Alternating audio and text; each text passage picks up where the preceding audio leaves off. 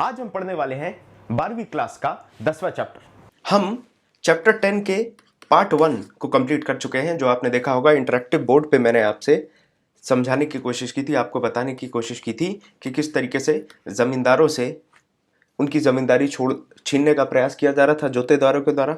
साथ में permanent settlement की बात की थी और ब्रिटिशर्स किस सोच के साथ परमानेंट सेटलमेंट को लेकर आए थे इसके बारे में भी बात करी थी। हमने अपना लास्ट लेक्चर, आखिरी चर्चा, राजमहल की जो बात कर रहे थे, जहां पर पहाड़ी लोग रहते हैं उनकी बात कर रहे थे। झूम एग्रीकल्चर मतलब स्लैश एंड बर्न, थोड़ी सी जगह को खाली करेंगे जंगल की, वहां पर क्या करने वाले हैं, फावड़ा जो होता है, होई कहते हैं जिसको अंग्रेजी में, उससे हल्का हल्का उसमें गड्ढे करेंगे और फिर बीज डाल के अनाज उगाएंगे, अपना काम चलाएंगे और थोड़े दिन बाद उस जगह को छोड़ के चले जाएंगे। इस तरीके से चीजें होती थी। बाकी रेड करा करते थे प्लेन्स में और वहां से ये क्या करते थे, मंथली या फिर एक ईयरली इस तरीके के ट्रिब्यूट जाया करते थे। कुछ लेन देन हुआ करता था प्लेन्स वालों के साथ और उसके बदले में पहाड़ी जो हैं वो रेड करना बंद कर देते थे। जो पहाड़ों के बीच में पासेस होते हैं उसमें से ट्रेडर्स ट्रेड करने के लिए एक जगह से दूसरी जगह जाते थे। उस जगह पर भी ट्रेडर्स से भी ये पहाड़ी पैसे लिया करते थे और जब ट्रेडर्स एक टोल दे दिया करते थे, जो पैसे दे देते थे, उसके बाद उनको इनकी प्रोटेक्शन प्राप्त होती थी। धीरे धीरे ब्रिटिश पॉलिसीज लेके आएंगे। पॉलिसीज किस तरीके से लेके आएंगे इसके बारे में आप देखें तो पॉलिसीज ऐसी लेके आएंगे जिसमें जंगल को काटा जाएगा, फॉरेस्ट लैंड को काटा जाएगा। इनके जो मवेशी हैं, जो ग्रास वगैरह जंगल में होती थी उससे ग्रेजिंग कर रहे थे, लेकिन ये जब जंगलों को काटा जाएगा और ईस्टवर्ड एक्सटेंशन होने वाला है, एग्रीकल्चर सेटलमेंट्स आने वाली है। और जब एग्रीकल्चर सेटलमेंट्स आएंगी तो इसमें क्या होगा, नए जमींदार भी आ जाएंगे, जोतेदार भी आएंगे। ये क्या करेंगे, नए नए जो पैच ऑफ लैंड है फॉरेस्ट खाली करके, फॉरेस्ट काट के बनाए गए, जो वहां पर राइस कल्टीवेशन शुरू हो जाती है। ये इंपॉर्टेंट बात है कि किस तरीके से सिनेरियो चेंज हो रहा है, राइस कल्टीवेशन जो है वो शुरू हो जाने वाली है। इसके बाद आप देखें, जैसे ही ब्रिटिश सेटलमेंट्स बढ़ेंगी तो सबसे पहले बढ़ाई क्यों जा रही है सेटलमेंट्स, लैंड रेवेन्यू बढ़ाने के लिए। क्यों? ताकि जो प्रोड्यूस हो उसको आप एक्सपोर्ट कर सकें। और इस तरीके से फॉरेस्ट में भी सेटलमेंट्स होने लगती है और फॉरेस्ट में जब सेटलमेंट होगी तो इन पहाड़ियों को दिक्कत होती है। पहली चीज तो जंगल नहीं बचते, तो जंगल नहीं बचेंगे तो ये अपना जो भी जंगल से संबंधित इनकी जो जीवन शैली थी उसमें प्रभाव पड़ेगा और साथ में जो पैस्चर लैंड है जो उनके जानवरों की ग्रेजिंग के लिए जरूरी था वो भी कम होने लगेगा धीरे धीरे। अब जब दोनों चीजें हैं, एक तरफ ब्रिटिशर्स चाह रहे हैं एक्सपेंशन और दूसरी तरफ ये जो पैस्चर लैंड है कम हो रहा है, तो ये पहाड़ी इसको प्रिवेंट करने की कोशिश करेंगे, जिसकी वजह से ये दोनों एक कॉन्फ्लिक्टिंग इक्वेशन में आ जाते हैं। दोनों के बीच में लड़ाई शुरू हो जाती है, एक तरफ पहाड़ी लोगों में और दूसरी तरफ जो कल्टीवेटर्स आ रहे हैं उनके बीच में टसल चालू हो जाता है। आप देखिए गांव बनने लगेंगे, जो विलेजेस हैं वो धीरे धीरे बढ़ने लगते हैं। साथ में फूड ग्रेन का जो प्रोडक्शन है बढ़ेगा और जो कैटल्स वगैरह हैं वो भी इन पहाड़ी इलाकों में आने लगेंगे, डेवलप होने लगेंगे। पहाड़ी जिससे बहुत ज़्यादा नाराज हो जाते हैं, लेकिन पहाड़ी इसके पास क्या रास्ता है, वो छोटी मोटी रेड करने लगते हैं, छोटी मोटी लड़ाइयाँ करने लगते हैं और फिर अंग्रेज समझ जाते हैं कि इनका कुछ करना पड़ेगा। और अंग्रेज क्या करते हैं, अंग्रेज सीधे तौर पे एक्सट्रीम पॉलिसीज को अपनाते हैं ताकि ये जो हंटर्स हैं, ये जो भी ब्रूटैलिटी हो रही है उस सबको रोका जा सके। कितनी बार तो ऐसा हुआ कि इनको अंग्रेजों ने इस तरीके के ऑर्डर पास करे कि जहां भी पहाड़ी मिले उसको पकड़ो और उसको मार डालो। 1780 आता है, अगस्टस क्लीवलैंड जो भागलपुर के कलेक्टर रहते हैं, ये एक पॉलिसी निकालते हैं, द पॉलिसी ऑफ पैसिफिकेशन। अब पैसिफिकेशन क्या है, पैसिफिक क्या है, प्रशांत महासागर। पैसिफाई करना मतलब कि इनसे दोस्ती यारी कर लें, जो एक हॉस्टाइल नेचर है एक रिलेशनशिप का, कि पकड़ के उनकी जान लेना और वो भी पकड़ के अंग्रेजों की जान लेते थे, वो चीज को खत्म करने को कहते हैं। यहाँ पर जो चीफ्स होते हैं पहाड़ के, उनको कहते हैं कि भाई हम तुम्हें सालाना कुछ पैसे दे दिया करेंगे और तुम्हारा ये काम होगा कि तुम्हारे जो आदमी हैं ये कल्टीवेशन को डिस्टर्ब ना करें, या जो विलेजेस हैं उनमें रेड वगैरह ना करें। अब यहाँ पर दिक्कत ये है कि जरूरी नहीं है ऐसा हो, बहुत से ऐसे चीफ्स रहते हैं पहाड़ी जो ये अलाउंसेस नहीं लेते हैं, और जो चीफ्स ये अलाउंसेस ले लेते हैं वो अपनी सामान्य जो सम्मान है पूरा पहाड़ियों में, उनके इलाके में, वो खो देते हैं, उनका सम्मान करना बंद कर देते हैं। ये चीफ्स जो हैं उनका सम्मान बंद हो जाता है कॉमन लोगों में। अब यहां पर एक और बात आती है, एक ब्यूकनन नाम के फिजिशियन की मैंने आपसे पहले चर्चा करी थी शुरुआत में। ये जो ब्यूकनन नाम का आदमी है ये 1810 1811 के आसपास यहां पर घूमता है। घूमेगा तो अच्छी खासी फौज के साथ घूमता था, अकेला नहीं घूमता था। जहाँ भी ये पहुँचता था, जिस तरीके से ब्रिटिशर्स ने अपनी इमेज बना ली थी, काफ़ी ज़्यादा सस्पिशियस हो गए थे लोग इसको, ब्रिटिशर्स को लेके। और जब ब्यूकनन पहुँचा तो इसको भी काफ़ी सस्पिशन और डिस्ट्रस्ट की नज़रों से देखते हैं। इस पर किसी को भरोसा नहीं होता, शक की निगाहों से इसको देखा जाता है। आप देखिए धीरे धीरे क्या होने वाला है। जो परसेप्शन है वो परसेप्शन क्यों बना है अंग्रेज़ों का इस तरीके का? क्योंकि अंग्रेज़ों ने रिप्रेस करा है, बहुत ज़्यादा रिप्रेस करते हैं। और इनका जो एरिया है, जो ये मानते थे इनका इलाका है फॉरेस्ट का, उसको ये क्या करते हैं, इन्फिल्ट्रेट करते हैं। फॉरेस्ट में ये जाते हैं और यहाँ पर कल्टिवेशन चालू करते हैं। राजमहल के बारे में समझ में आ गया आपको? किस तरीके की कहानी हमने पहले प्लेन्स से चालू करा था, जमींदारी जोतेदारी से चालू करा था, और अब हम कहाँ पर आ रहे हैं, राजमहल की सिनेरियो देख रहे हैं।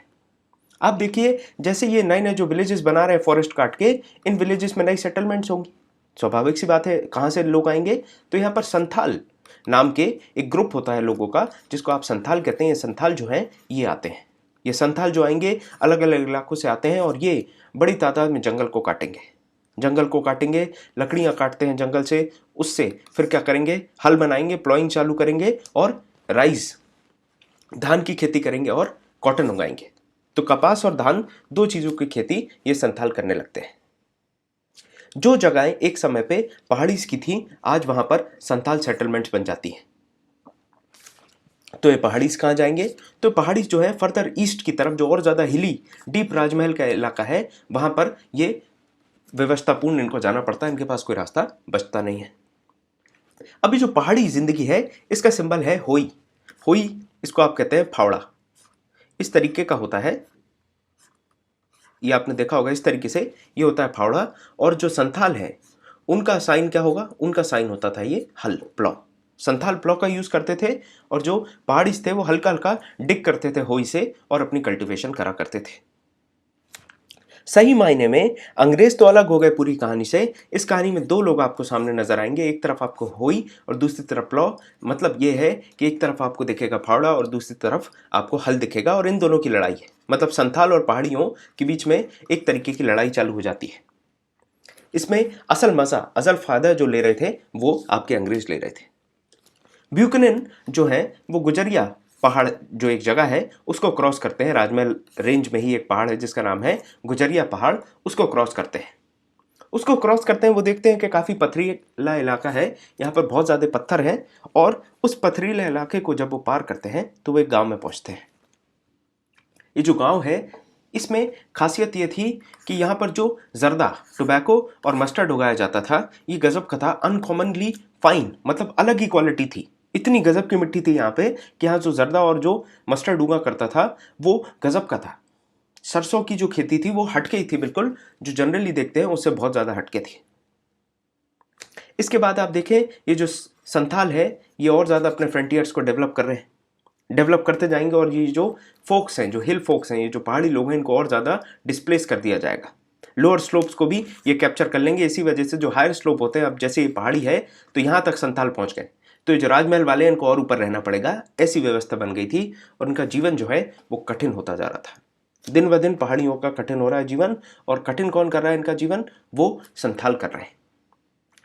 जमींदार जो हैं वो अपने लैंड को लेंगे, अपने कल्टीवेशन को एक्सपैंड करेंगे। इससे क्या होने वाला है? इससे ये होने वाला है कि बहुत ज़्यादा पैसा आने वाला है ब्रिटिशर्स के पास। जमींदार जो हैं उनको कहाँ से लाया जा रहा है? पहले तो ये जंगल की ज़मीन थी, अब यहाँ जमींदार कहाँ से आए? तो बाहर से जमींदार को हायर करा जाएगा और इस जंगल महल कहा जाता था इस इलाके को, यहाँ पर लाके सेटल करा जाता है। पहाड़ियास या फिर जो पहाड़ीज हैं, इनको पूरी तरीके से इन्होंने कंट्रोल कर लिया, सबड्यू कर लिया, अपने अंदर अपनी व्यवस्थाओं में इनको ट्रांसफॉर्म करने का प्रयास किया। इसके साथ में संथाल जो है वो भी सेटल्ड एग्रीकल्चरिस्ट के फॉर्म में ब्रिटिश लेकर आते हैं।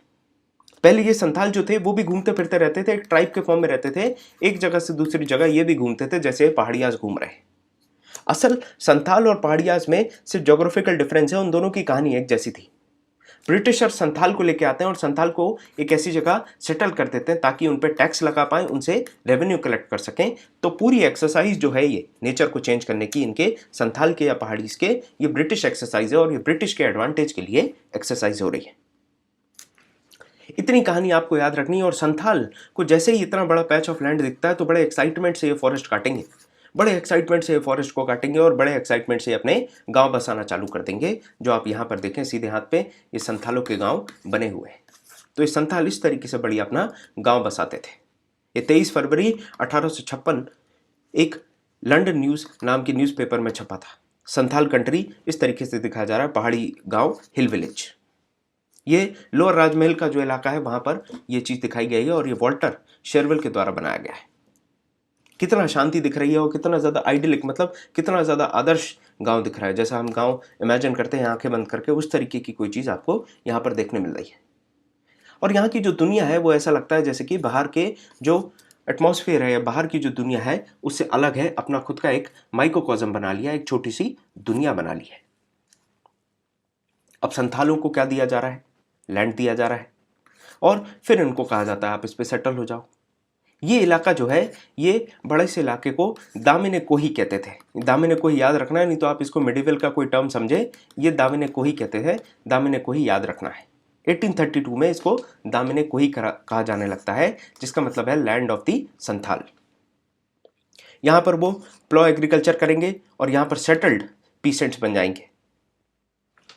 आप देखिए कैसे धीरे धीरे एरिया को बढ़ाया जा रहा है। पहले 10 सालों में जो एरिया था, उसके बाद आप देखेंगे बहुत बड़े एरिया में संथाल गांव अपने बसा लेंगे। इनकी जो बाउंड्रीज होती हैं, बाउंड्री कैसे पता चलेगी ये संथाल का गांव है, दामिने कोही है?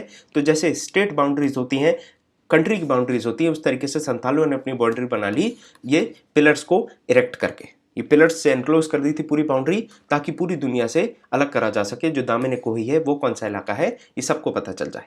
वेस्ट के लोगों को भी पता चले और ईस्ट में जो पहाड़ियाज हैं उनको भी पता चले कि यहाँ से संथालों का इलाका चालू हो रहा है। आप देखिए 40 संथाल विलेज थे 1838 में। 1838 में 40 संथाल विलेजेस हैं, लेकिन 1473 आते आते तक 1851 विलेजेस हो जाते हैं। सॉरी, 1851 आते आते तक 14 मतलब लगभग 1500 के आसपास विलेजेस बन जाते हैं, और वो भी गिर से गिरे हाल में 10-12 साल में। 10-12 साल के अंदर आप देखेंगे कि 40 गांव से 1500 गांव तक डेवलप हो जाते हैं। इतना रैपिड डेवलपमेंट होता है। और जब इतने गांव बढ़ना है तो स्वाभाविक सी बात है जनसंख्या भी बढ़ रही होगी। 3000 से 82,000 इनकी जनसंख्या पहुंच जाती है। अब इससे अंग्रेजों को तो फायदा है। अंग्रेजों को फायदा इसलिए है क्योंकि जो कल्टीवेशन होगा उससे उनका रेवेन्यू भी बढ़ने वाला है। जितने गांव बड़े होंगे उतना पैसा आएगा, उतना कल्टीवेशन होगा, उतना अंग्रेजों को फायदा है। संथालों की भी कहानियां हैं, संथालों के भी मिथ्स होते हैं, सॉन्ग्स होते हैं। उन गानों में ये बताते हैं कि किस तरीके से ये बहुत सारी जगह पर घूमते हैं फिरते हैं, और जो एक नोमैडिक लाइफ है, मोबिलिटी में रहते हैं। मतलब ये हमेशा ही चलते रहते हैं जब तक ये इस जगह नहीं पहुंचते जिसको ये आज दामिने कोही कह रहे हैं, वहां तक नहीं पहुंचते। जब तक दामिने कोही नहीं पहुंचे थे तब तक ये घूमते ही रहते थे एक ऐसी जगह की तलाश में जहां ये अपना ठिकाना बना सके, जहां पर ये अपना घर बसा सके। इसके बाद आप देखिए धीरे धीरे क्या हो रहा है। ये जो इंटीरियर एरियाज हैं, जो बैरन लैंड्स थे, जो अपर रॉकी एरियाज थे, इन जगहों पर भी रिस्ट्रिक्शंस है। जो पहाड़ीज है, पहाड़ीज की किस्मत में तो यही बचे हैं। आपको ये समझ में आ रहा होगा कि जैसे ही आप और अंदर जाएंगे फॉरेस्ट में तो रॉकी एरियाज आ जाते हैं। जो अपर हिल्स होता है वो कल्टीवेशन के लिए बहुत खराब होते हैं। इसकी वजह से पहाड़िया के जो जीवन है उस पर बहुत गहरा असर पड़ता है। जो पहाड़ियाज हैं उनके जीवन पर असर पड़ता है। और जो ये शिफ्टिंग एग्रीकल्चर पर डिपेंड करते थे, अब शिफ्टिंग कल्टीवेशन के एग्रीकल्चर के लिए बहुत कम जगह बची है। जो नेचुरल फर्टिलिटी होती थी सॉइल की, अब धीरे धीरे वो भी रेसीड होगी, क्योंकि अब इनके पास जगह उतनी कम है। पहले इतने सारे गांव बस गए, इतनी बड़ी जगह इन पहाड़ियों के हाथ में हुआ करती थी, अब वो सारी जगह जो है वो चली गई। साथ में इनके जो जानवर है उनके लिए भी ग्रेजिंग की जगह जो है वो खत्म हो गई।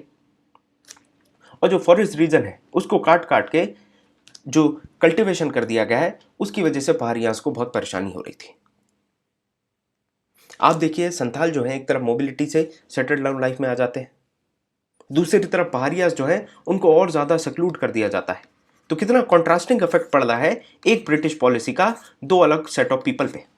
एक तरफ पहाड़ियाज जो है वो जंगली जीवन जी रहे थे, तो और ज्यादा अंदर जंगलों में उनको घुसा दिया गया, और संथाल जो घूमते फिरते रहते थे उनको सेटल कर दिया। आज वही संथाल मार्केट जाएंगे, डीलिंग करेंगे, ट्रेडर्स और मनी लेंडर से व्यापार करेंगे।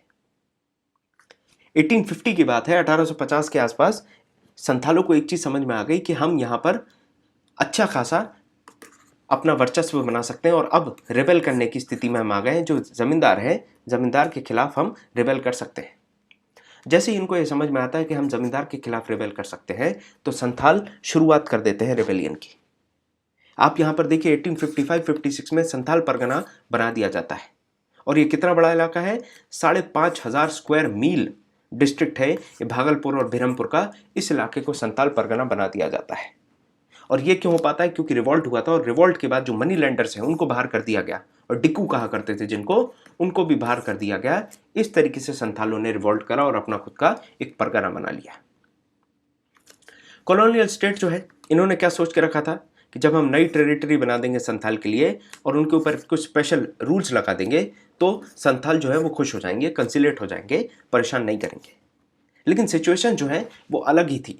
यहाँ पर देखिए सिद्धू मांझी नाम के जो लीडर हैं, संथाल रेबेलियन के जो लीडर हैं, उनका ये पोर्ट्रे है।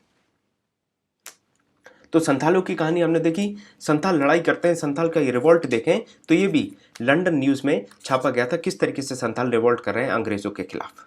ये पूरा संथालों को दिखाया जा रहा है, संथाल का जो रिबेल है, जो रिवॉल्ट है, उसको दिखाया जा रहा है।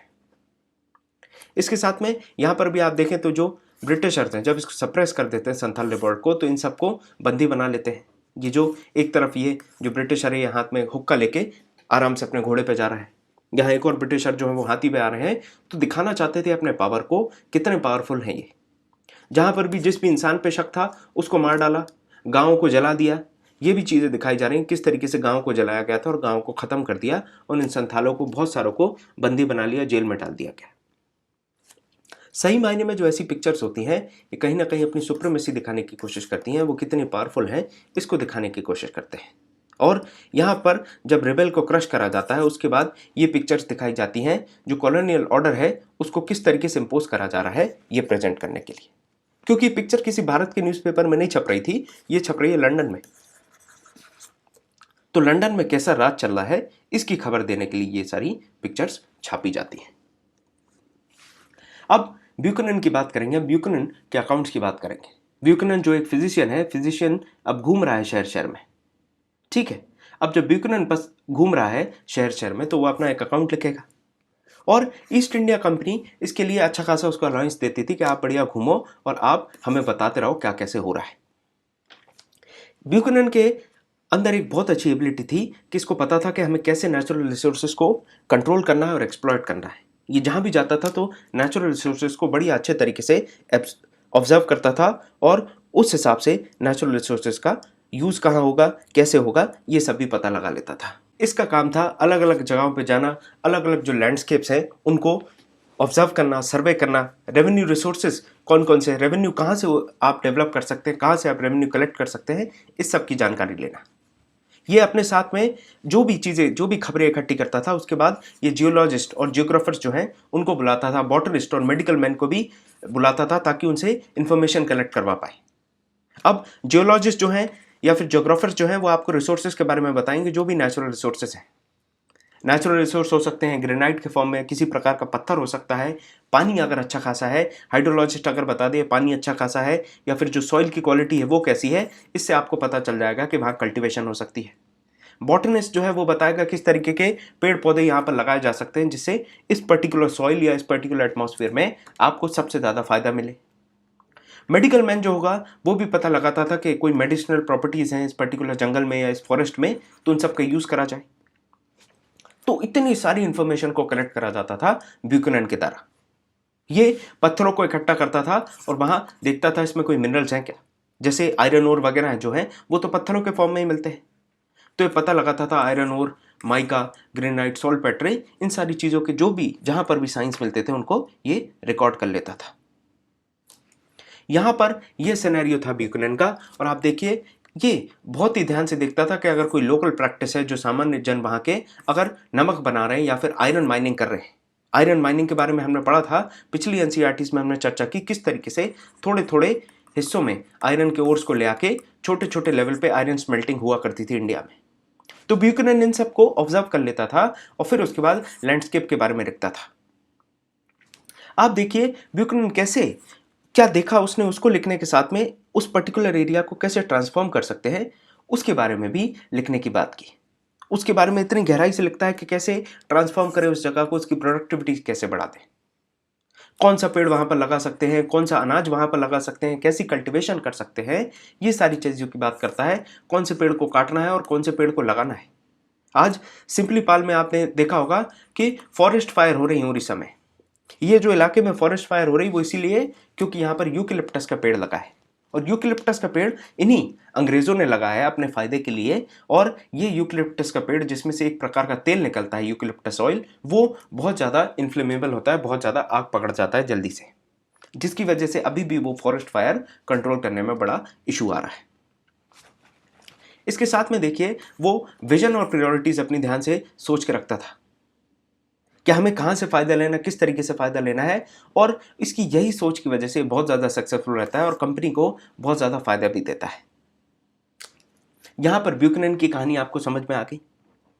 इसके बाद हम समझते हैं डेक्कन राइट के बारे में, जो डेक्कन में रिवॉल्ट होता है उसके बारे में हम समझेंगे, डेक्कन में किस तरीके की सिनेरियो हो रहे थे।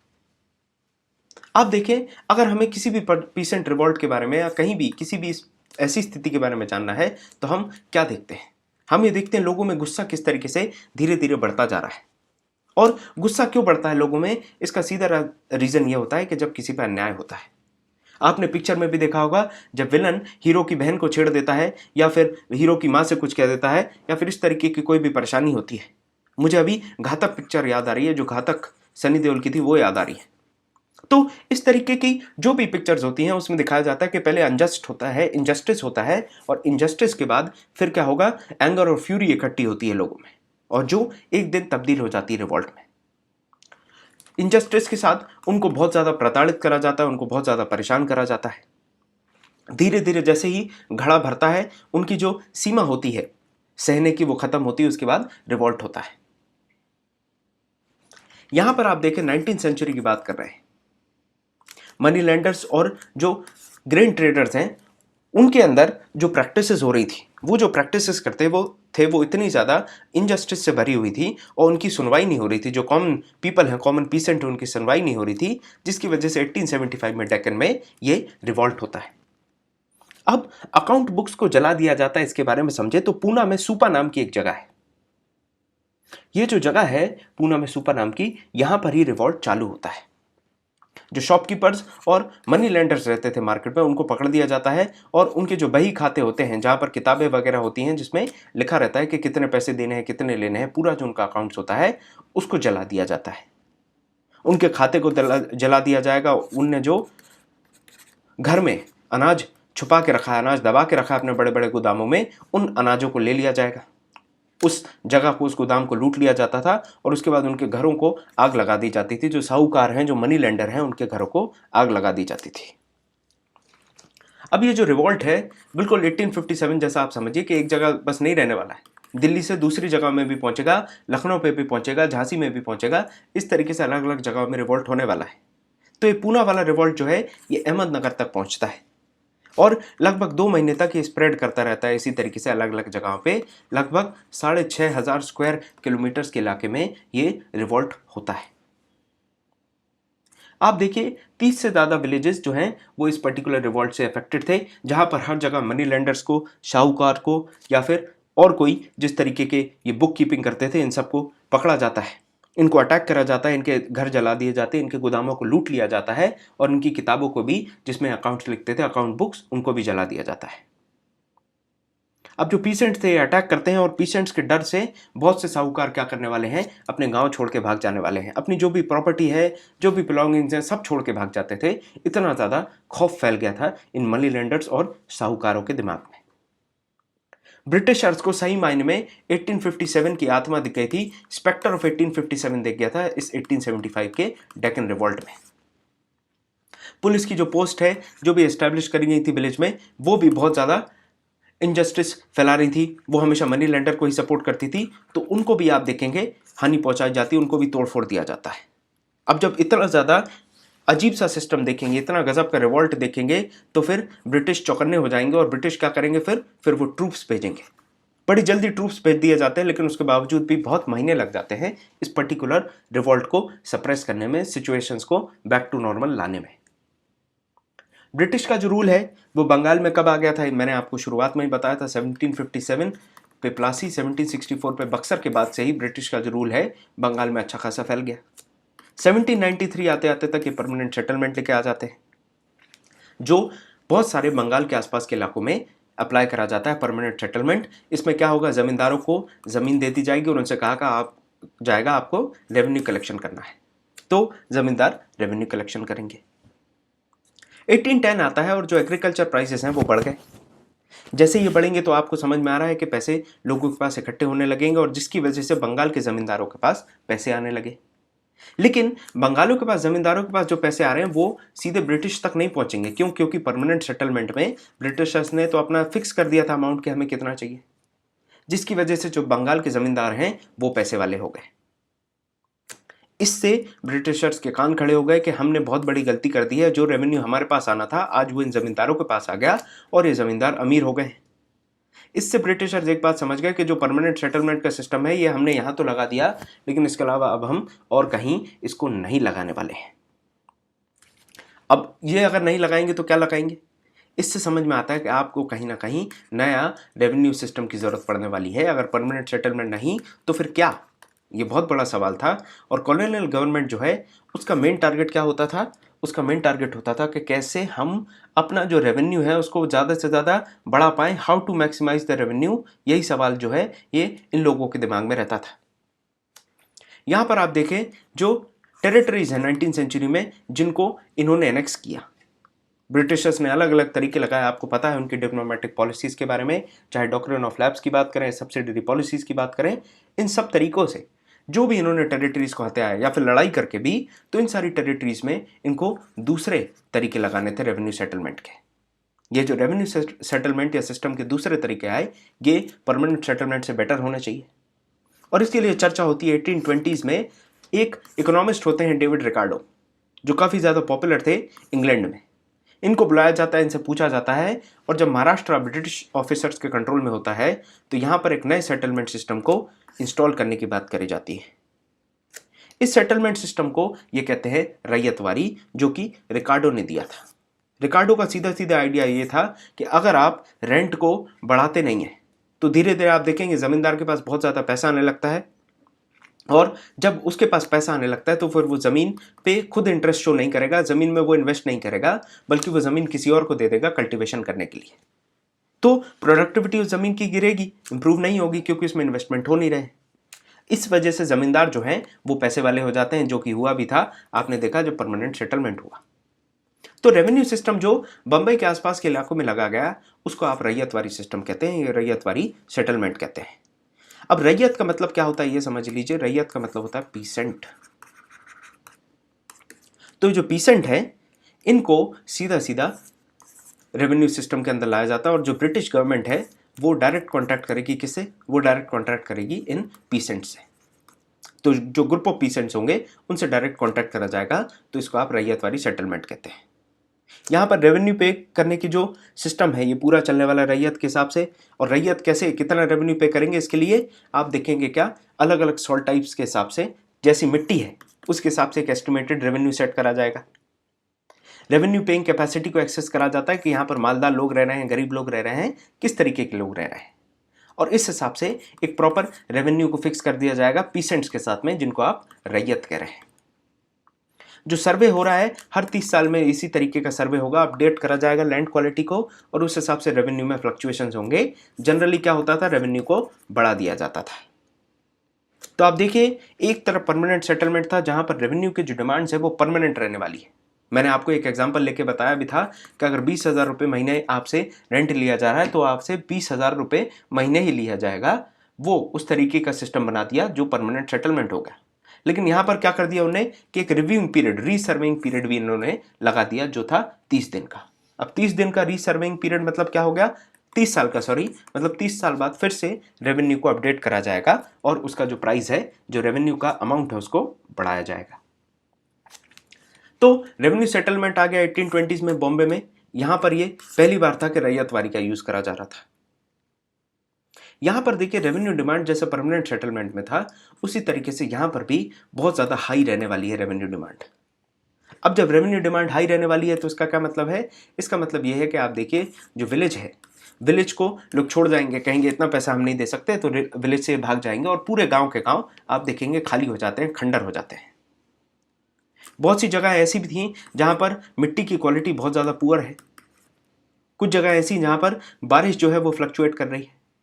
तो इतनी सारी प्रॉब्लम्स को आप देखते हुए, कंसिडर करते हुए अगर एक रेवेन्यू फिक्स कर देते हो, वो भरने के में जो पीसेंट्स है वो असमर्थ है, और इसी की वजह से माइग्रेशन होता है और पूरा गांव को गांव खाली हो जाता है। आप देखिए आज भी मराठवाड़ा का इलाका जो है वहां पर रेन जो है वो बहुत बड़ा इशू होती है। जो रेन फेड एरियाज है, जो रेन पे डिपेंडेंट है, उनके लिए बहुत ज़्यादा प्रॉब्लम होती है। उनकी जो हार्वेस्ट है वो पूरी बारिश पे डिपेंड करती है। जब भी बारिश खराब होती थी, बारिश कमज़ोर होती थी, उसकी वजह से जो हार्वेस्ट है वो कमज़ोर हो जाती थी। लेकिन यहां पर भी वही परमानेंट सेटलमेंट जैसा सिनेरियो था। वहां जमींदार परेशान हो रहे थे, यहाँ रैयत परेशान होता है डायरेक्टली, और रैयत पैसा भरने में असमर्थ हो जाता है। क्यों असमर्थ हो गया? क्योंकि बारिश नहीं हुई। और बारिश क्यों नहीं हुई? बारिश इसीलिए नहीं हुई क्योंकि मौसम में तब्दीली थी। इतना सारा दिमाग न लगा के ब्रिटिशर्स कहेंगे हमें तो पैसा चाहिए। जब ब्रिटिशर्स कहेंगे हमें पैसा चाहिए, तो स्थिति में ये क्या करने वाले हैं? रेवेन्यू कलेक्टर्स जो हैं वो उनके सर पे आकर चढ़ जाते थे और रेवेन्यू कलेक्ट करते थे, जिसमें बहुत ज़्यादा एफिशिएंसी शो करेंगे। अब ये एफिशिएंसी क्यों शो कर रहे हैं रेवेन्यू कलेक्टर? ताकि ये जो अपने सुपीरियर्स हैं, जो गोरे मालिक हैं, सरकार बहादुर है, उसको थोड़ा सा इंप्रेस कर पाए, उसको खुश रख पाए। और इस मदद में, इस मेहनत में ये जो कलेक्टर हैं इन गरीब पीसेंट्स का खून पी लेते थे। बहुत ज़्यादा सिवियरिटी शो करते थे इनसे पैसा बाहर निकालने में। कितनी बार तो ऐसा होता था कि अगर आप देखें ये पैसा ना भर पाए तो इनका जो क्रॉप होता है, जितनी भी फसल है, उसको ये सीज कर लेते थे, जमा कर लेते थे। उसके बाद पूरे गांव के ऊपर फाइन इंपोज कर दिया जाता था अगर कुछ रैयत पैसे ना दे पाए। तो पूरे गांव पे अगर फाइन इंपोज कर देंगे तो लोग फिर जैसे तैसे एडजस्ट करके पैसे देते थे। 10 साल होते हैं, 1820s में ये सिस्टम आता है। 1830 से ये सिस्टम जो है वो बहुत बड़ी परेशानी बन जाता है आम लोगों के लिए। एग्रीकल्चर की जो प्रोडक्शन है वो गिरने लगती है। 1832 के बाद आप देखें इतने बुरे हाल हो गए थे कि ये जो पूरी प्रोडक्शन है उसकी प्रोडक्शन जो है वो गिरने लगती है, और 5 साल बाद ये रिकवर करती है। 5 साल नहीं, सॉरी, डेकेड एंड हाफ, मतलब लगभग 15 साल के अंदर आपको डेवलपमेंट देखने मिलेंगे। 15 साल तक ये जो पीरियड है ये ड्रॉप इन एग्रीकल्चर प्रोडक्शन से फेस करता है। अब जब ड्रॉप होगा एग्रीकल्चर प्रोडक्शन में तो पीसेंट की इनकम भी कम होगी, और इस वजह से आप देख रहे हैं बहुत ज़्यादा परेशानियां खड़ी हो जाती हैं। इसी समय बहुत से गांव के ऐसे इलाके थे जहां पर भुखमरी फैल रही है, फेमाइन आ जाता है। 1832-34 के समय में बहुत ज़्यादा फेमाइन से जूझता है जो रूरल इलाका होता है वो। ऐसा कहा जाता है 1/3 एनिमल्स मर गए और लगभग हाफ पॉपुलेशन ऑफ ह्यूमन जो थी वो वाइप आउट हो गई। इतना ज़्यादा खतरनाक फेमाइन आता है 1832-34 में। अब यहाँ से सवाल आता है कि जब ये जिंदा ही नहीं रह पा रहे, एग्रीकल्चर का कोई स्टॉक नहीं है, तो ये कैसे पैसे देंगे? जब ये पैसे नहीं देंगे तो क्या होने वाला है? यहाँ पर आप देखेंगे धीरे धीरे अनपेड बैलेंस बढ़ता जाएगा, बढ़ता ही जाएगा। ये जो अनपेड बैलेंस है उसका एक पहाड़ बन जाता है। इन समय में ये जो बुरा वक्त था एग्रीकल्चर का, कल्टीवेटर्स के लिए जो बुरा वक्त था, इस समय में रेवेन्यू कैसे पे करेंगे जब इनके पास अपने जो जनरल कंजम्पशन है उसके लिए पैसे नहीं है, इनके पास प्लॉ या कैटल्स खरीदने के लिए पैसे नहीं है, तो किस तरीके से कल्टीवेटर्स को पैसा देंगे? ना इनके पास पैसे हैं प्लॉ खरीदने के लिए, ना इनके बच्चों की शादियों के लिए, ना किसी भी जनरल लाइफ के एक इंपॉर्टेंट काम के लिए। जब इतने सारे रास्ते हैं जहां आपको पैसे देने, लेकिन आपके पास पैसा नहीं आ रहा, तो आप पैसा उधार लेते हैं। और यहां पर उधार लेने वो कहां जाएंगे? वो जाएंगे मनी लेंडर्स के पास। रेवेन्यू जो है ये मनी लेंडर के पास जाएंगे कल्टीवेटर्स, और यहां से पैसे उधार लेंगे।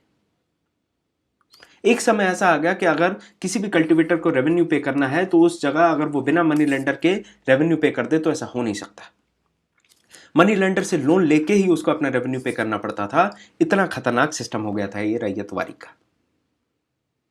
और एक बार अगर किसी रैयत ने, किसी पेशेंट ने लोन ले लिया तो आप ये समझ के चलिए पूरी जिंदगी चली जाएगी उसकी, लेकिन जो उसका वो लोन है वो क्लियर नहीं होगा। धीरे धीरे ये जो डेट है ये माउंट होने लगता है। लोन जो है वो भी अनपेड है। मतलब एक तरफ आप देखें यहाँ पर रेवेन्यू का भी पैसा देना है, उसके लिए इसने मनी लेंडर से पैसा लिया और मनी लेंडर को भी पैसा देना है। तो रैयत बिल्कुल ऐसा समझिए कि गेहूं की तरह दो आटे के चक्कों के बीच में पिसता जा रहा है। धीरे धीरे वो पिसता पिसता बिल्कुल पाउडर हो जाता है। ऐसी स्थिति बन जाती है उसकी, दोनों तरफ से उस पर प्रेशर होता है। और इसी वजह से देखिए धीरे धीरे मैं जो आपको पिक्चर समझा रहा हूं, ये पिक्चर आप देखें रिवोल्ट की पिक्चर बन रही है। धीरे धीरे रिवोल्ट की तरफ हम आगे बढ़ते जा रहे हैं। लोन्स जो हैं वो धीरे धीरे बढ़ते जा रहे हैं। एक समय आता है कि आटा, दाल, चावल, तेल मसाले, इनके लिए भी इनको उधार लेना पड़ता है। इतने बुरे हाल हो जाते हैं। प्रोडक्शन जो एक्सपेंडिचर जो है उसको मीट करना है, किसी भी चीज़ के लिए, छोटी छोटी चीज़ों के लिए भी उनको उधार लेना पड़ता है। सिचुएशन इतनी ज़्यादा अलार्मिंग हो गई थी कि हर जगह, पूरे आसपास जहां नजर घुमाओ वहां पर आपको उधार ही उधार दिखता था, इंडेटेडनेस दिखती थी। इकोनॉमिक रिकवरी के जो सही मायने में साइन देखने मिलते हैं वो 1845 के आसपास आपको लगभग जो 15 साल बाद इकोनॉमिक रिकवरी के साइन देखने मिलते हैं। लेकिन आप देखिए तब तक बहुत ज़्यादा इनके ऊपर डेट चढ़ चुका है। रेवेन्यू डेट जो है वो भी बहुत ज़्यादा है और जो सिस्टम है वो बहुत ज़्यादा रिजिड है। पूरी जो पीसेंट इकोनॉमी थी वो बिल्कुल कोलैप्स करने की कगार पे आ गई थी। अब यहां पर क्या है, आप देखेंगे धीरे धीरे पीसेंट्स को एनकरेज करा जा रहा है कल्टीवेशन को एक्सपैंड करने के लिए। 1845 आएगा और धीरे धीरे आपको स्टडी रिकवरी देखने मिलेगी एग्रीकल्चर में। कल्टीवेटर्स जो है ये अपना जो एकरेज है, जो एरिया अंडर कल्टीवेशन, उसको बढ़ाने की कोशिश करते हैं, नए नए इलाकों में कल्टीवेशन शुरू करते हैं। जो पैस्चर लैंड है उसको भी कल्टीवेबल फील्ड में चेंज करते हैं। पर इसका मतलब ये नहीं है कि अगर आपने कल्टीवेशन में लैंड एक्सपैंड कर दिया तो उससे फायदा होगा। और कल्टीवेशन में लैंड एक्सपैंड करने में कुछ एक्सपेंडिचर भी तो है, जैसे प्लॉ चाहिए, कैटल चाहिए, ये तो कैपिटल एक्सपेंडिचर है। इसके साथ में आप देखेंगे सीड्स की भी जरूरत है और सीड और जमीन दोनों के लिए पैसे की जरूरत है। और इन सारे पैसों के लिए फिर कल्टीवेटर कहां पर अपना मुंह घुमाएगा, ये फिर मनी लेंडर की तरफ जाएगा दौड़ा दौड़ा और लोन लेने वाला है। परिस्थितियां देखिए, हर स्थिति में अच्छी हो चाहे बुरी, यहां पर मनी लेंडर के पास इनको जाना पड़ता है लोन लेने के लिए। 1860 की बात करें, कॉटन बूम आता है इंडिया में। और वो कॉटन बूम क्यों आता है, उसके पीछे एक इंटरनेशनल रीजन था। 1861 आप देखेंगे तो अमेरिकन सिविल वॉर चालू हो जाती है। अमेरिकन सिविल वॉर चालू हो जाने की वजह से क्या होगा, जो कॉटन वहां पर उगाया जा रहा था और ब्रिटेन भेजा जा रहा था, ब्रिटेन की फैक्ट्रियों में भेजा जा रहा था, वो बंद हो जाता है। ब्रिटेन से जब कॉटन मैन्युफैक्चरिंग के लिए उनका जो रॉ मटेरियल चाहिए वो नहीं मिल पाएगा उनको, अमेरिकन सप्लाई पे वो डिपेंड करते हैं। उस स्थिति में आप देखिए जो भी बड़ी बड़ी फैक्ट्रीज थी, चाहे लंकाशायर की बात करें, मैनचेस्टर की बात करें, इन सारी जगहों पर कॉटन नहीं होगा। और कॉटन नहीं होने वाला है तो कोई ना कोई रास्ता निकालना था जिससे आप कॉटन, रॉ कॉटन की जो मांग है उसको पूरा कर सके।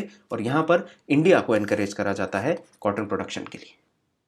इंडिया में कॉटन को कैसे आप प्रोडक्शन को बूम करेंगे, इसके बारे में आप सोचिए। ये कॉटन प्रोड्यूस करी जाएगी और इसको लंकाशायर भेजा जाएगा, मैनचेस्टर भेजा जाएगा, ताकि जो अमेरिकन सप्लाई जो है, जो कम हो गई है, इसको आप फुलफिल कर सकें।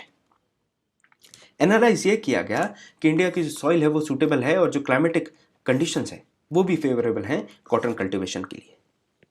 इसके साथ में जो लेबर रिक्वायरमेंट्स है वो भी चीप हैं, लेबर भी काफ़ी सस्ते में मिल जाता है। और इस वजह से आप देखेंगे धीरे धीरे 1861 से धीरे धीरे बूम आना चालू होता है और 1862-63 तक आप देखेंगे मैक्सिमम कॉटन यहाँ इंडिया से जाने लगा था लंकाशायर और मैनचेस्टर के लिए।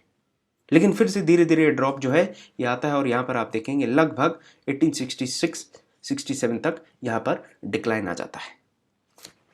तो ये थी कॉटन की ट्रेंड।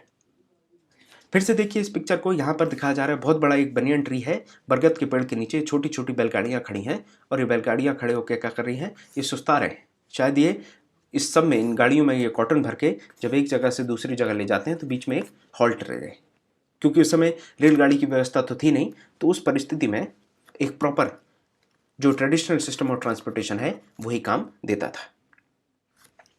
अमेरिकन सिविल वॉर आ जाती है, ब्रिटेन परेशान क्योंकि रॉ मटेरियल की दिक्कत होने लगेगी। वहाँ एक तरफ अमेरिका लड़ रहा है लेकिन यहाँ पर इनको पता है कि इससे इनकी इंडस्ट्रीज भी सफ़र करेंगी।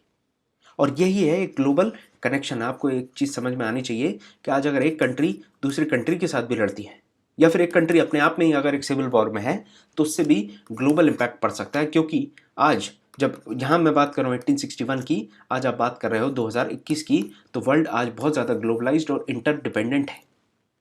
इंटरडिपेंडेंस की वजह से आप देख सकते हैं एक कंट्री में अगर कहीं टर्मोइल है तो उसकी वजह से इंटरनेशनल प्राइजेस ऑफ कमोडिटीज़ में फ्लक्चुएशन आ सकते हैं। और फ्लक्चुएशन में आपको हमेशा इंक्रीमेंट ही देखने मिलेगा, चीज़ें महंगी होती देखने मिलेंगी। इसके एग्जाम्पल में चाहे आप गल्फ वॉर ले लें या फिर आप इंडिया चाइना हॉस्टिलिटीज़ ले लें या फिर आप इस तरीके की कोई भी चीज़ समझ लें। आप देखिए रॉ मटेरियल की कमी हो जाने वाली है। अमेरिका में जहां नॉर्मली 20 लाख बेल्स बनाई जाती थी कॉटन की, वहां पर 1861 आते आते तक सिर्फ 55,000 बेल्स बनाई जा रही हैं। तो इतना ज़्यादा डिक्लाइन आपको देखने मिलता है, जिसकी वजह से परेशान हो जाते हैं लोग और तुरंत मैसेज भेजे जाते हैं इंडिया में कि भैया ये जो कॉटन एक्सपोर्ट है इसकी व्यवस्था बनाई जाए। कॉटन जो है वो अमेरिका से नहीं आ रहा है, तो इंडिया से लेके आओ और हमें भेजो, हमारी जो सप्लाईज है उसको पूरा करो, हमारी जो रिक्वायरमेंट है उसको फुलफिल करो। अब धीरे धीरे जैसे ही ये बात करी जाएगी तो इंडिया में मर्चेंट्स इंटरेस्ट दिखाने लगेंगे कल्टीवेशन में। मर्चेंट इंटरेस्ट दिखाएंगे, इसका क्या मतलब है कि एडवांस में पैसा देने लगेंगे कल्टीवेटर्स को। ये जो शहरी साहूकार हैं ये क्रेडिट्स देने लगेंगे रूरल मनी लेंडर्स को। अब मनी लेंडर्स जो हैं वो क्या करेंगे, मनी लेंडर्स गांव में गांव के किसानों को पैसे देंगे और मार्केट में क्रेडिट जो है वो बड़ी आसानी से मिलने लगा, क्रेडिट बहुत ज़्यादा मिलने लगा। मतलब आप ये समझिए कि जो ब्याज दर है वो बहुत कम कर दी जाए लोन पे। इस तरीके की स्थिति आज की इकोनॉमिक्स में आप समझ सकते हैं, बड़ी आसानी से लोन मिलने लगा। धीरे धीरे डेक्कन में आप देखेंगे तो जब क्रेडिट मिलने लगेगा तो कॉटन डेवलपमेंट होगा, कॉटन को उगाया जाने लगेगा। फिर सीधे हाथ पे देखिए जो कॉटन है इसको ट्रांसपोर्ट करा जा रहा है, इसको रखा जाएगा नाव के ऊपर, बैलगाड़ियों के ऊपर, बुलक कार्ट्स के ऊपर रख के इसको ट्रांसपोर्ट करा जाएगा। एक तरफ अमेरिकन सिविल वॉर, दूसरी तरफ इंडिया में जो सप्लाई ऑफ कॉटन है वो बहुत ज़्यादा बढ़ जाती है। अब देखें कहानी में चेंज कब आ रहा है। 100 रुपए के एडवांस दे दिए जा रहे हैं जो कॉटन प्लांटेशन करना चाहते हैं उन लोगों के लिए। साहूकार जो हैं वो भी लॉन्ग टर्म के लिए लोन देने के लिए तैयार हो जाते हैं। अमेरिका में ये जो क्राइसिस है ये कंटिन्यू रखता है जब तक तो ठीक है। कॉटन प्रोडक्शन इसी वजह से बॉम्बे में बढ़ता जाया। 1860 से 64 के बीच में आप देखेंगे एकरेज जो है वो डबल हो जाता है। 1862 में आप देखें 90% जो है कॉटन ब्रिटेन के लिए जो जा रहा है वो इंडिया से जा रहा था। पर ये जो बूम हो रहा है ये हमेशा नहीं रहने वाला है। साथ में ये जो बूम है इससे ज़रूरी नहीं है कि प्रॉस्पेरिटी आए जो कॉटन प्रोड्यूसर्स हैं उनके लिए। कुछ जो अमीर पीसेंट्स थे उनको फ़ायदा हुआ, नो डाउट अबाउट इट। कुछ जो एक्सपोर्ट में लगे हुए थे उनको भी फ़ायदा हुआ, लेकिन अगर लार्जर पिक्चर आप देखने की कोशिश करो तो बहुत सारे ऐसे कॉटन कल्टीवेटर्स थे जो उधार में और ज़्यादा अंदर दबते जा रहे थे। मतलब इनके दिन नहीं बदल रहे थे सही मायने में। जो नॉर्मल कल्टीवेटर है मेजॉरिटी के वो डेट में फंसे हुए थे। आप देखिए जो बूम ईयर्स हैं इनसे कल्टीवेशन में तो कोई चेंज नहीं आ रहा है, रिच पीसेंट्स और ज़्यादा अमीर होते जा रहे हैं और जो एक्सपोर्ट करने वाले हैं उनको भी फ़ायदा हो रहा है। यहाँ पर देखिए बड़ी बड़ी नाव जो हैं, नाव पे इस तरीके से ट्रांसफ़र करा जा रहा है कॉटन को। इसके आगे आप देखें जो कॉटन बेल्स हैं ये बॉम्बे टर्मिनस पे, ये देखिए ये कॉटन बेल्स पड़ी हैं सब। यहाँ पर देखिए ये बैलगाड़ी भी लगी है। तो ट्रेडिशनल तरीक़ों से गांव से रेलगाड़ी का जो स्टेशन है वहाँ तक लेके आया जाता था कॉटन को, फिर उसको ट्रेन में भर के ले जाता था पोर्ट, और पोर्ट पे फिर इसको क्या होता था शिपिंग कर दी जाती थी और शिपिंग करके उसको ब्रिटेन भेज दिया जाएगा। एक समय आएगा कि ये जो बूम है ये ख़त्म होगा, जैसे आईटी बूम आया था वो ख़त्म हुआ। इस तरीके से हर जगह जो भी एक बूम होता है उसका टाइम होता है, उसके बाद वो ख़त्म हो जाता है। बूम जो है वो ख़त्म होगा और धीरे धीरे आप देखेंगे 1865 आता है, कहानी ख़त्म, सिविल वॉर ख़त्म। सिविल वॉर ख़त्म मतलब जो अमेरिका है अब वो कॉटन प्रोडक्शन करना शुरू कर सकता है, और कॉटन प्रोडक्शन जैसे ही अमेरिका फिर से शुरू करेगा तो इंडियन कॉटन का जो एक्सपोर्ट है वो ख़त्म हो जाएगा। एक्सपोर्ट मर्चेंट जो हैं और जो शाहूकार हैं महाराष्ट्र के, अब धीरे धीरे वो क्रेडिट देना बंद कर देंगे लॉन्ग टर्म के लिए, क्योंकि उनको समझ में आया कि ये वापस नहीं कर पाएंगे क्योंकि कॉटन तो अब बिकेगा नहीं। इंडिया का जो कॉटन है वो भी फॉल कर जाता है और कॉटन के जो प्राइसेस हैं वो भी गिरते जाते हैं। लेकिन इन सब के बावजूद भी जो डेट है वो तो उनको वापस देना ही है, जो रेवेन्यू डिमांड्स हैं वो तो आपको वापस देनी है, और ये दोनों फिर से वही कहानी बैक टू ज़ीरो लेकर आ जाते हैं। आप देखेंगे जिस तरीके से मैंने आपको बताया था कि एक तरफ डेट है और एक तरफ बीच में पीसेंट फंस गया, और दूसरी तरफ आप फिर देखते हैं यहाँ पर आपका रेवेन्यू, फिर वही कहानी आ जाती है और यहाँ पर पीसेंट फंस जाता है। क्रेडिट ड्राई हो गए, जो डिमांड है रेवेन्यू की वो और ज़्यादा बढ़ा दी जाती है। 1820s और 30s के बाद आप देखें नया समय आने वाला है, इंक्रीज हो जाएगा। जो न्यू सेटलमेंट है उसकी डिमांड लगभग 50 से 100% बढ़ा दी जाती है। तो इतना ज़्यादा एकदम से एक्सट्रीम डिमांड आ जाती है, जो रेवेन्यू सेटलमेंट के जो प्राइसेस हैं उनको बढ़ा दिया जाता है, और इसके लिए फिर जो पीसेंट है, जो रैयत है, वो फिर पहुंचेगा कहाँ, मनी लेंडर्स के पास, और इस समय मनी लेंडर्स पैसा देने से मना कर देंगे। रैयत की जो कैपेसिटी टू रीपे है उस पे सवाल उठने लगते हैं, पीसेंट की जो कैपेसिटी है रीपे करने की उस पे सवाल उठते हैं, और जिसकी वजह से मनी लेंडर्स को समझ में आता है ये पैसा वापस नहीं दे पाएगा, और जिसके कारण ये मनी लेंडर्स को पैसा देना से मना कर देते हैं। यहाँ पर रैयत बहुत ज़्यादा नाराज़ हो जाते हैं। यहाँ पर जो मनी लेंडर है उसकी इनसेंसिटिविटी देख के कि इतनी परेशानी में है रैयत, उसके बावजूद मनी लेंडर पैसा नहीं दे रहा है, ये कितना ज़्यादा निष्ठुर है, कितना ज़्यादा इनसेंसिटिव है। असल मायने में ब्रिटिशर से पहले भी मुगल टाइम से ही और बल्कि दिल्ली सल्तनत टाइम से मनी लेंडर्स और रैयत का एक रिलेशन रहा है, एक कस्टम रहा है। और इस कस्टमरी नोम का, जो गांव में कस्टम होता है पैसे लेने और देने का, ये चलता रहता था। यहाँ पर एक ऐसा भी कस्टम था, एक प्रॉपर एक प्रिंसिपल हुआ करता था, एक रूल हुआ करता था कि जो प्रिंसिपल अमाउंट है उससे ज़्यादा आप इंटरेस्ट चार्ज नहीं कर सकते। पर यहाँ पर कहानी बिल्कुल उल्टी है। यहाँ पर जो रिलेशनशिप है उसको एक्सप्लॉइट करना शुरू कर दिया गया। कुछ ऐसे भी केसेस थे जहाँ पर इंटरेस्ट रेट आप देखेंगे कि 100 रुपये का लोन है लेकिन उस पर इंटरेस्ट रेट 2000 का है। इंटरेस्ट जो चार्ज करा गया वो 2000 रुपये का चार्ज करा गया। ऐसी भी चीज़ें, ऐसा भी इनजस्टिस देखने मिलता है, जिसकी वजह से आप देखेंगे धीरे धीरे पीसेंट्स जो हैं वो परेशान होते जा रहे हैं। मनी लैंडर्स जो हैं वो लॉ को मैनिपुलेट कर सकते हैं क्योंकि उनके पास पैसा है। अकाउंट्स भी वही रखते थे क्योंकि जनरली रैयत अनएजुकेटेड होते थे, जिसकी वजह से अकाउंट्स को फोर्ज कर देते थे, नकली अकाउंट्स बना देंगे। आप देखिए 1859 में इसी के चलते हुए एक लिमिटेशन लॉ पास करा जाता है, जिसके अंदर ऐसा लिखा गया कि 3 साल से ज़्यादा के लिए आप पैसा नहीं ले सकते। रैयत और मनी लेंडर के बीच में जो भी लेन देन होगा वो 3 साल के अंदर खत्म होना चाहिए। ये क्यों किया गया था? ताकि जो इंटरेस्ट है वो एक्यूमुलेट ना हो जाए, एक समय के बाद इंटरेस्ट प्रिंसिपल से बड़ा हो जाता था, वो चीज़ ना हो पाए। आप देखें यहाँ पर रैयत को नए नए बॉन्ड साइन करने को कहा जाने लगा।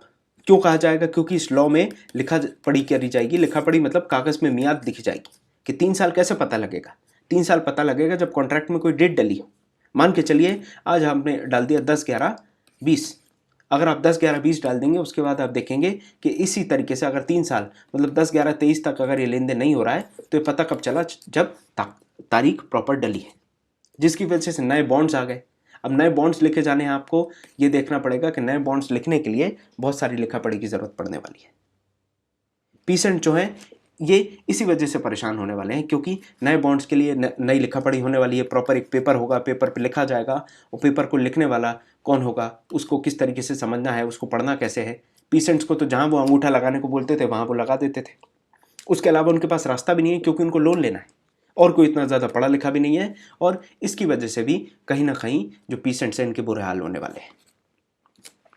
इस वजह से क्या होगा, पूरा जो डेक्कन है उसमें राइट होते हैं। राइट में जो मनी लेंडर्स हैं, साहूकार हैं, इन सब के किताबों को, इनकी जो अकाउंट बुक्स हैं इनको जला दिया जाएगा, इनके घरों को लूट लिया जाएगा, इनके जो गोदाम है उनको लूट लिया जाएगा, और ये जो साहूकार, ये मनी लेंडर हैं, ये अपने गांव, अपना घर, सब कुछ पीछे छोड़ के भाग आते हैं अपनी जान बचाने के लिए। ये सारी चीज़ें हो रही हैं। इसके बाद भी कहीं ना कहीं जो गवर्नमेंट ऑफ बॉम्बे है वो उसको ढीले हाथ से लेती है, वो उसको सीरियसली नहीं लेने वाली है। लेकिन जो गवर्नमेंट ऑफ इंडिया है उसको पता था, क्योंकि 1857 उन्होंने देखा है, तो इसीलिए वो एक कमीशन तैयार करते हैं पता लगाने के लिए कि ये डेक्कन राइट्स क्यों हुए थे। और जब ये डेक्कन राइट्स के बारे में पता लगाते हैं तो यहाँ पर भी वो पूरा जो इल्ज़ाम है वो लगा देने वाले हैं। किसके सर पे? वो लगा देने वाले हैं मनी लेंडर्स के सर पे, साहूकार के सर पे। ये जो नया ऑपरेटिंग सिस्टम जिसकी मैं बात कर रहा था, यहाँ पर हर चीज़ लीगल होने वाली है। लीगल होने का मतलब क्या है? हर जगह जो भी सिस्टम इनफॉर्मल तरीके से चल रहे थे कि आपने एक छोटी सी कागज़ की पर्ची दे दी या मुंह ज़बानी जो चीज़ें कर देते थे, अब वो नहीं हो पाएंगे। अब हर चीज़ बहुत ही क्लियरली लिखनी है, अनएम्बिगुअस नहीं होनी चाहिए, कैटेगोरिक होनी चाहिए। जो भी चीज़ लिखी है कॉन्ट्रैक्ट में वो साफ साफ दिखनी चाहिए। डीड्स एंड बॉन्ड्स होने चाहिए और रेगुलेटेड होने चाहिए, लॉ के अंडर आनी चाहिए वो। ये लिमिटेशन लॉ की वजह से हो गया। आप देखिए धीरे धीरे जो पीसेंट्स हैं अब वो कागजी कार्रवाई से भी परेशान होंगे, जो बॉन्ड्स एंड डीड्स हैं उससे भी परेशान होंगे। पुरानी पिक्चरों में आपने देखा होगा लाइन से लोगों से अंगूठा लगवा लेते थे, वो चीज़ यहीं से शुरू होती है। जो क्लॉजेस बनाए जाएंगे या फिर जो भी कंडीशंस लगानी है वो मनी लेंडर अपने हिसाब से कभी भी इंसर्ट कर देता था। मनी लेंडर्स की ये जो अपने तरीके से मनमानी है, इसके खिलाफ रैयत के पास कोई रास्ता नहीं था। कोई रास्ता ही नहीं है क्योंकि इनको लोन चाहिए, और लोन चाहिए अगर आपको तो लीगल बॉन्ड पे अंगूठा लगाना पड़ेगा। धीरे धीरे ये परेशानी होती है और ये जो रिवॉल्ट है ये डेक्कन में फैलता है। मैंने जैसा आपको बताया कि जो गवर्नमेंट ऑफ बॉम्बे है वो इसको इतना सीरियसली नहीं ले रही है, लेकिन 1857 की मेमोरीज गवर्नमेंट ऑफ इंडिया के दिमाग में ताज़ी हैं, जिसकी वजह से ये डेक्कन राइट की एक रिपोर्ट तैयार करवाएंगे और 1878 में ये रिपोर्ट तैयार करी जाती है। रिपोर्ट का बेसिस क्या है? जो रैयत जो साहूकार या फिर जो भी आई विटनेस थे उनके डेटास को लिया जाता है, उनको कंपाइल करा जाता है और उसके बाद फाइनली रिपोर्ट में ये बोला जाता है कि जो मनी लेंडर्स और साहूकार्स हैं इन लोगों की वजह से ये डेक्कन रायट हुआ था। सही मायने में ब्रिटिशर्स तब भी नहीं मानते हैं कि जो हमारा रेवेन्यू सिस्टम था, ये रैयतवारी का जो सिस्टम था, ये ही जड़ थी पूरी परेशानी की। यहाँ पर वो अपनी पूरी जो गलती होती है उनको ये मनी लेंडर्स और साहूकार के माथे पे मर देते हैं। तो ये डिस्कशन था हमारा पर्टिकुलर चैप्टर नंबर 10 का कि क्या सिनेरियो हुआ करता था, एक रैयत की क्या सिचुएशन थी या फिर जो परमानेंट सेटलमेंट और रैयतवारी सिस्टम था वो कैसे काम किया करता था। सवाल आपके सामने है, स्लाइड को पॉज करें और परंपरा अनुसार सवाल का जवाब देने का प्रयास करें।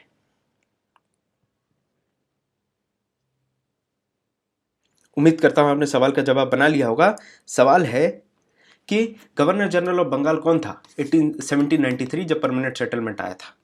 सीधा सवाल है और इसका सीधा जवाब है चार्ल्स कॉर्नवालिस इस समय गवर्नर जनरल थे। याद करिए, मैंने बताया था ये अमेरिका से हार के आए थे और फिर भी यहाँ पर लाके उनको गवर्नर जनरल बना दिया गया था। दूसरा सवाल है, who was the ruler of England at the time जब ईस्ट इंडिया कंपनी को परमिशन दी गई थी इंडिया में ट्रेड करने की। तो ईस्ट में ट्रेड करने की परमिशन मिली थी AIC को और ये जो दी गई थी ये क्वीन एलिजाबेथ I के द्वारा दी गई थी। तो यहां पर हमारा आंसर हो जाता है C। तो आज की जो चर्चा है हमारी चैप्टर नंबर 10 की वो यहीं पर समाप्त होती है। मिलते हैं आपसे चैप्टर नंबर 11 की चर्चा में। तब तक के लिए बहुत बहुत धन्यवाद।